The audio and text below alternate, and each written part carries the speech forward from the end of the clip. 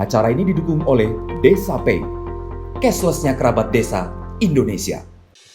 Penanganan ya, keluarga miskin dan miskin kronis itu ada 2 data yang saat ini dimiliki oleh desa ya, yang ada di desa. Yang pertama adalah data yang berasal atau ada di dalam IDM 2021. Jadi data di IDM 2021 itu menunjukkan jumlah keluarga miskin. Kalau kita lihat seperti saran kami berkali-kali, inputan atau isian, ya, tapi istilah di dalam IDM adalah inputan pendataan IDM itu sebaiknya harus di-download oleh desa. Jadi desa memiliki data yang sangat lengkap yang di-download dari idm.kemendesa.go.id. Jadi ini harus di-download dulu supaya desa mendapatkan data yang lengkap. Ada tim pendamping yang menyampaikan ke kami, ini kami mau pakai untuk perbaikan profil desa. Iya, harusnya profil desa itu otomatis baru setiap tahun karena memang data IDM-nya baru. Karena profil desa itu basisnya data level desa. Nah, di dalam IDM itu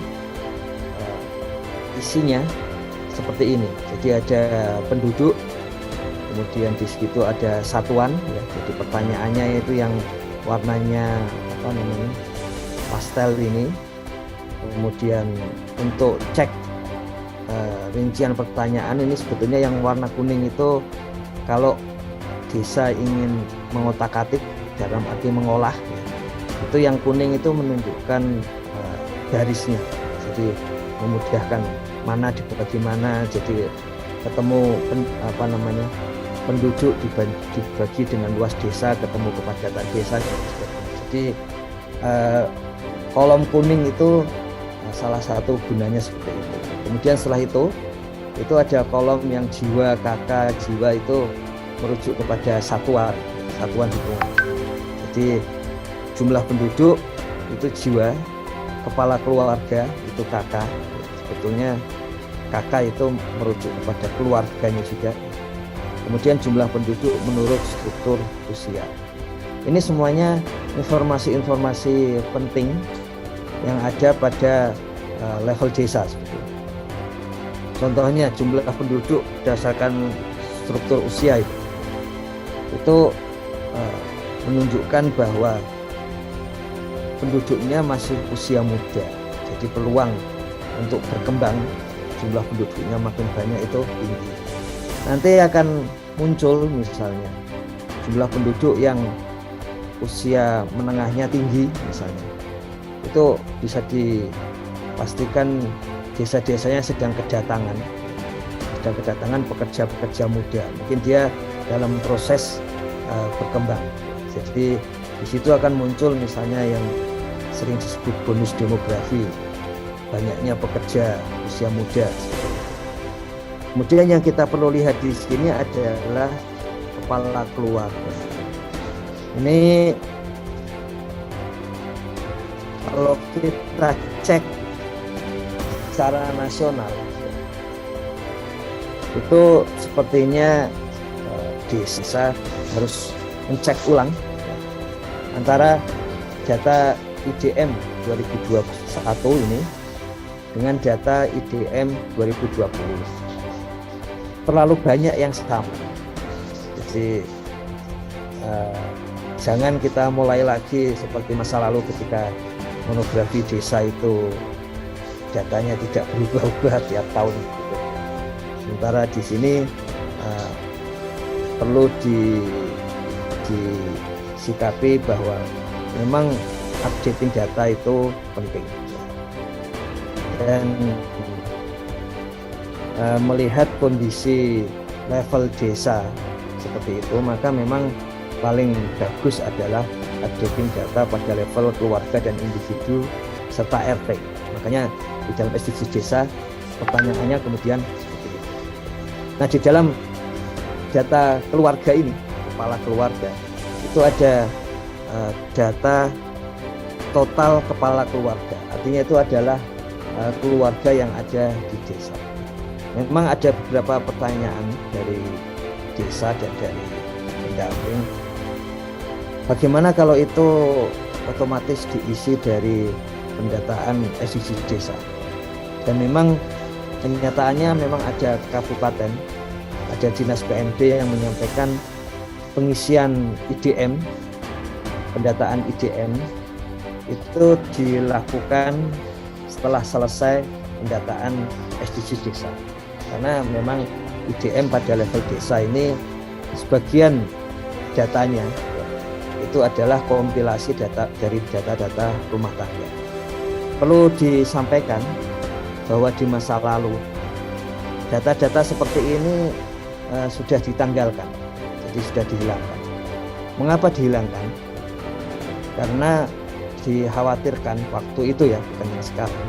Waktu itu dikhawatirkan data itu langsung digunakan, padahal data itu adalah indikasi.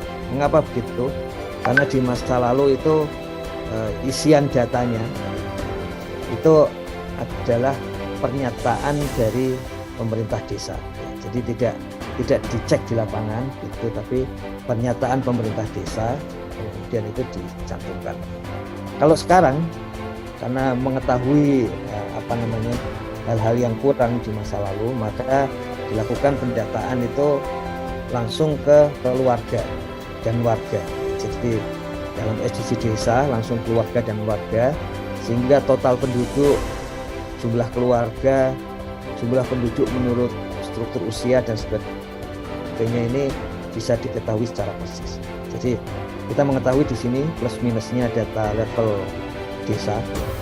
Tapi kalau itu disusun dari data level individu, keluarga dan rukun tetangga, maka ketika level desa pun itu bisa valid, bisa sah, sahih, bisa kalau istilah sehari-hari itu bisa benar.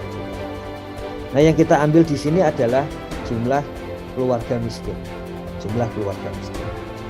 Nah, perlu kita cek ulang, perlu dicek ulang bahwa ada desa-desa di mana baris 209, baris total jumlah keluarga itu lebih kecil daripada baris 211 atau jumlah keluarga miskin. Jadi 209 itu lebih kecil dari 211, itu yang harus dicek ulang seperti itu. Kalau terjadi seperti itu pasti ada yang salah. Entah itu jumlah keluarga miskinnya terlalu tinggi atau jumlah total keluarganya terlalu rendah. Jadi itu yang perlu dicek. Kemudian nomor 210, jumlah total keluarga perempuan ini sebetulnya adalah PKA, PEKKA, perempuan kepala keluarga. Ini perempuan kepala keluarga itu untuk wilayah di mana keluarga itu sangat penting, dan kemudian di dalam wilayah di mana perempuan itu lebih sulit untuk mencari pekerjaan dan sebagainya secara mandiri gitu, maka data perempuan kepala keluarga ini sekaligus mengindikasikan peluang kemiskinan yang ada di keluarga tersebut. Jadi mengapa 210 ini, P210 baris 210 ini penting ya? Karena kalau itu ada di desa, maka perlu dicek dan ditangani seandainya keluarga tersebut adalah keluarga miskin. Makanya dilihat dua hal ini, 210 dan 211. Jadi ini langsung dilihat. Memang seperti kita sadari, karena ini datanya itu level keluarga, level desa, maka perlu ada tindak lanjut berikutnya, yaitu supaya kita bisa melakukan pendataan lebih lanjut. Jadi pendataan siapa itu keluarga yang tergolong miskin.